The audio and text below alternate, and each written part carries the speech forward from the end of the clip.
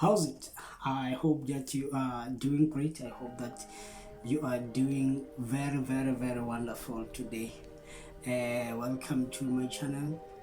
Let's talk Africa. Today we just coming with another new video. I want us to discuss about it because I want us to be always to be positive and always try to find what is good and what is bad and what we can improve in this channel. Please also make some suggestion in my commentary or on the comment section. Please make sure that you like and you comment. Please also make sure that you subscribe as well.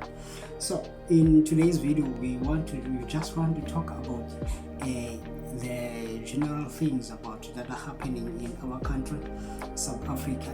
There are things that are happening in the country, and it seems like there is a lot of propaganda in our country. There are people who are pushing disinformation in the country. So example, let us talk about the issue of land first, but I want us to talk about the issue of land and then we're going to progress a little by little. There is a notion that says that 70% of the land is being owned by white South Africans, which means white South African, they are making like around 70% of the South African population. So ideally many people who are going to be owning the land are white male, which is a businessman. So I think I have the right person to explain this, who is like a journalist from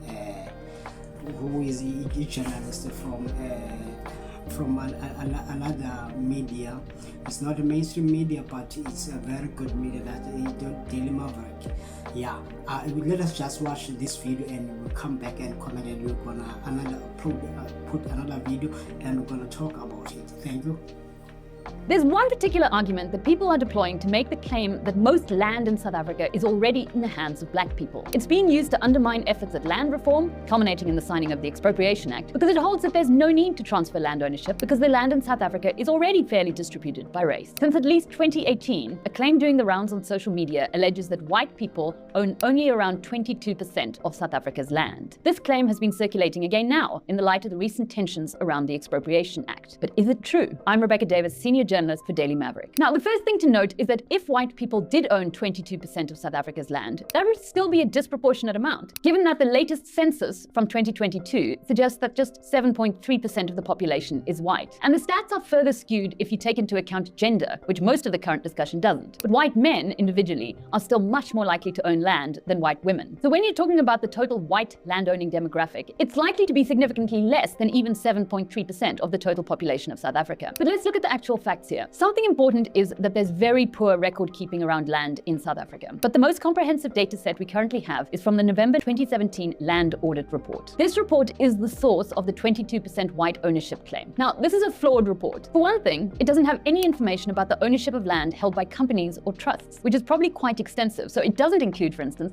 land held by white-owned companies. But the report gives data on 3 categories of land ownership: farming and agricultural land, urban land, and ownership in estates and complexes. So here's the first category: ownership of farming and agricultural land. These figures are from the report. As you can see, what the report says is that white people own 72% of farmland and agricultural holdings in South Africa. So where this 22% figure comes in, that so many people have misleadingly cited, is that the total amount of farmland owned by white people amounts to around 22% of South Africa's total land mass. The report also states, by the way, that though the figures differ from province to province, there is no province in South Africa where whites own less than 53% of the farmland. But that's only one part of the overall land picture, since not all South African land is farmland. So let's go to the second category: ownership of urban land. Here you can see that whites are once again recorded as owning the highest percentage of this type of land in terms of land area, 49%, as opposed to African ownership at 30%. This is despite the fact that there are more individual African landowners in the country than whites, suggesting basically the plots owned by whites tend to be on average bigger. The third category is ownership of complexes or estates. And here again, as you can see, the lion's share of hectares is owned by white people. So basically, when people say white people own 22% of the South African land, they are falsely leaving out the rest of the report, which, as mentioned, is a flawed report, but it simply doesn't say what they're claiming it says. What we really need to settle a lot of the current confusion and misinformation is a much more meticulous, up-to-date and comprehensive land audit, which would also include firm figures for how much land the government owns. Now you see that how the land is being distributed in South Africa. So that means, that tells you that there is still a bigger issue when it comes to the land in South Africa. There is a higher number of inequalities. Though we have some small black farmers, small black farmers are still growing in South Africa. They are not in the level or the standard of the white farmers, but they are still growing. There are some of them that are competing in that level of the white farmers, but they are very few. They are dropping a tiny. They are a tiny of drop in the ocean, and also as we are having this. In South Africa, we have about I think 47,000 commercial farmers that we have. So, and this is another thing that I want us to look here. So, majority of those commercial farmers are white farmers, are white-owned farmers. They are the farmers that are owned by the white people. Also, that brings us to another conversation on this is one of the brilliant lawyer of that we have in South Africa. He is also on the RCJ. Yes, just forget his name, but I'm just gonna put his video. He's going to explain how the land was stolen. So I want us to listen to the video, and we're gonna come back and talk about it. One thing I wanted to mention again is something which was very curious when I researched about this, is that you remember that in 1913, when they were about to pass the act, right, the white people had to decide which land is going to be European, because they couldn't just say 93% is going to be European and 7% is going to be native. They also had to decide which pieces of land. Now, if you look at the records of those decisions, they're most fascinating because they were looking at rain patterns. And they didn't know much about rain patterns. They were indigenous rain patterns, looking at where African people were following the flow of the rivers. Because they had realized over years, because black people had been farming for years and years. So over years, they had started looking at rain patterns, looking at the flow of rivers. And those are the areas that had the greatest agricultural potential, such that in 1910, African farmers had the greatest agricultural yield in 100 years, 1910. But that was the last year that they ever had the highest agricultural yield, at the Mfengus in the Eastern Cape, right? So 1910 was a pivotal year for native farmers. They had an association, the Queenstown Native Farmers Union, the Transvaal Native Farmers Union, the Natal Native Farmers Union. If you look at their records, 1910 was the year. That had no relationship with whites at all. It was all indigenous knowledge. So the point I was trying to make about that is that the impact of colonialism was also to disrupt native indigenous systems of knowledge. And they just took away the knowledge system and they put it in the law. So they took them away from the areas that had the greatest potential for agricultural productivity. And that is how they decided which 7% goes to native people. It's not a surprise then that, black people are concentrated in Transkei, others are concentrated in Ciskei, and you go there. Very much. You see in this video, he is explaining that how the land was being taken, what was the plan that was initiated to grab the land. So though I am in the Eastern Cape, though some of the land in the Eastern Cape, we are living in the rural areas, we are living in the open areas, like where I'm living in the Eastern Cape. I'm living in the like I am from Transkei, but now I am living in Ciskei, King Williamstown. I'm living in a village, like a concentrated village. There are many people in those places. And then where I am staying now, this place is not like more than 100 years old. It is not even 100 years old. This place that I am living now is still the place that is very, very new. People are recently relocated in this place, because originally this place that I'm living in, it was the farmers. So there is no historical that this is an old village. There's no old village.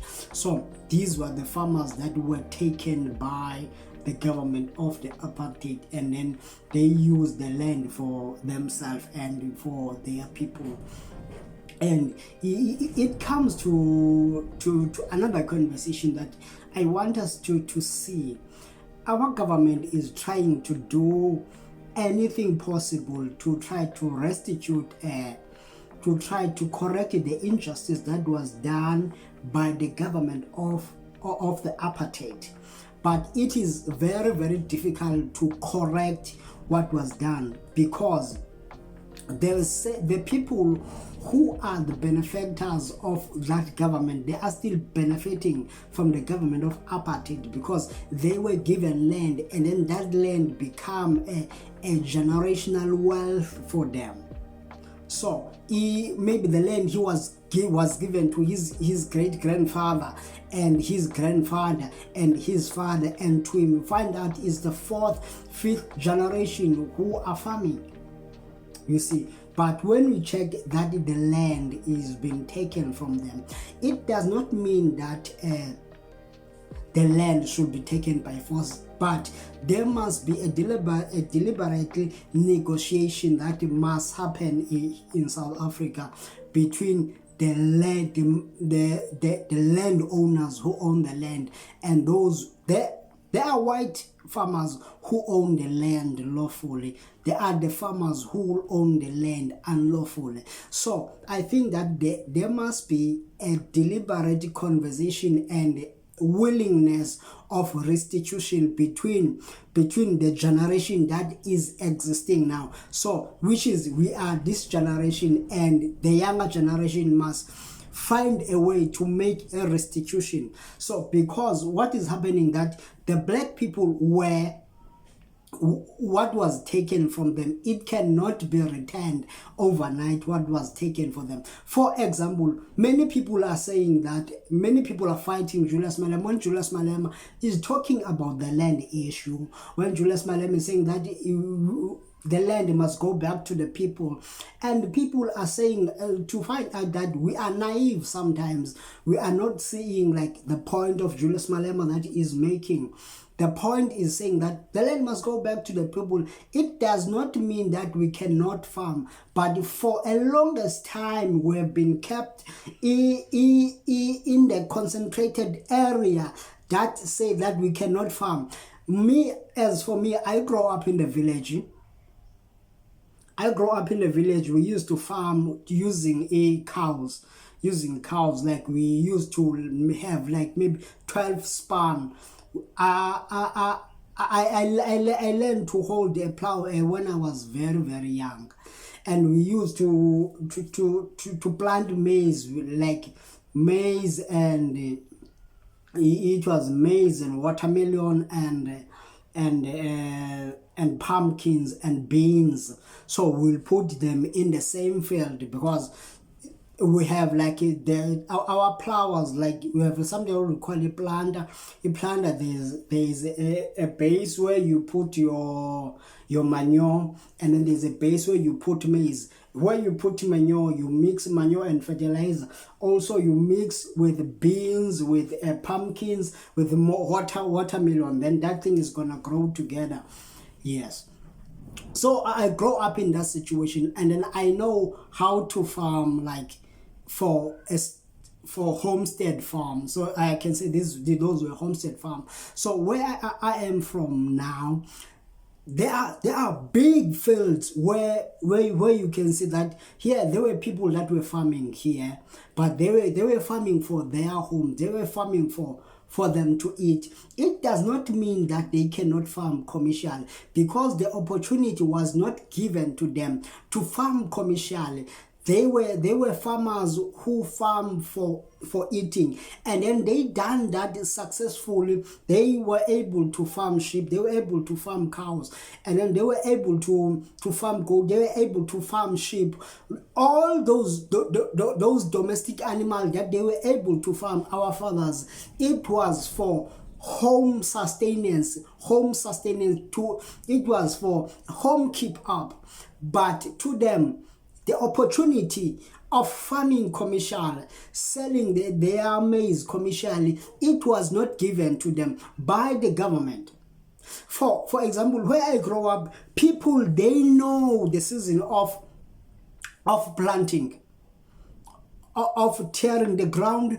They know the season of, like, they know on top of their head. Like where I grew up, there was this old man. He was saying that he will say that every time that we are going to the field, he said that in the first week of October, we must make sure that we have planted the maize. The maize is on the ground. We must make sure that the maize is on the ground the first week of October. We must make sure that the maize is on the ground, is being planted. Because if we plant it like later than October, we are not going to reach the harvest. So I've saw that happen. And then you find out our maize were not like heavily concentrated, like there were no lot of chemical. It was just a fertilizer, and we mix it with a cow manure or maybe donkey manure or goat manure, and then that was just that mix. We mix it with using a shovel, and we make the cow manure to be very, very fine, and we fine it, and then we put like maybe we'll put like 10 wheelbarrows, I mean even 20 wheelbarrows of the we'll put like 20 wheelbarrows of cow manure, and we'll just take one bag of fertilizer and mix with that together, so that our maize is going to be very rich, and then it's going to be big, and then we're gonna harvest a plentiful harvest. So it is a lie when people say that black people, they can't farm. It's not like that we cannot farm. We can farm, but what was happened to us, that the opportunity was not given to the black people to farm. Now the government of ANC is trying to make that possible. So now there are young farmers, there are young people who are upcoming farmers, and then are farming in a way, and then I think the way that the young people on this generation, that how they are farming is also terrifying. The one who have been holding, like the people who have been in the gates in the farming industry, you see. And then, don't make mistake, I'm not trying to justify the government of ANC, but the government of ANC has done better job to reintroduce agriculture to us. It has done a better job than the government of Apartheid. The government of the ANC is trying to push like the grants and everything to make sure that to support. But this is by no means to exempt the ANC from their big corruption, because ANC is very corrupt. But the intentions of the ANC, when you look like, or when you try to look them very deep, and when you try to look them very deep, if you can remove the people who are corrupt in the African National Congress, we can have a progressive country. I know that many of us, and then many of us YouTubers, we like to put like stones to the government of the ANC. We like to brutally stone them. But I think that it is an error by doing that, and then we're not looking what they have achieved. I'm going to make another video to show you what the ANC has achieved for the people of South Africa. So this was just the conversation. Tell me, what are you thinking about this land issue that we are having in South Africa? And also Afro Forum is making like noise. You know what is funny? Afro Forum, when they are speaking, they speak like the government of ANC, as if their government of the apartheid was not corrupt. Their government, the government of the apartheid, was corrupt to the core. They did not care about the blacks. They did nothing for the black community. And then it is like, it amazes me when they say that the government of ANC is corrupt. Where they see the government that was not corrupt? Did they see their government did they see the government of a national park that was not corrupt? Because let me just put it like a few examples. I don't want this video to be long. Let's just put a few examples. Electricity coverage before 1994. We who live in the village, we even believe that it was wrong to put electricity in the villages because it was going to chase ancestors.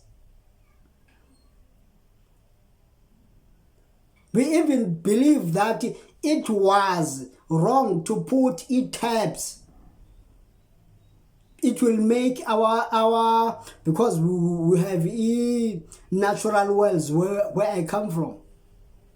Like we have natural springs where I grew up, where that is where we fetch water, like in the river.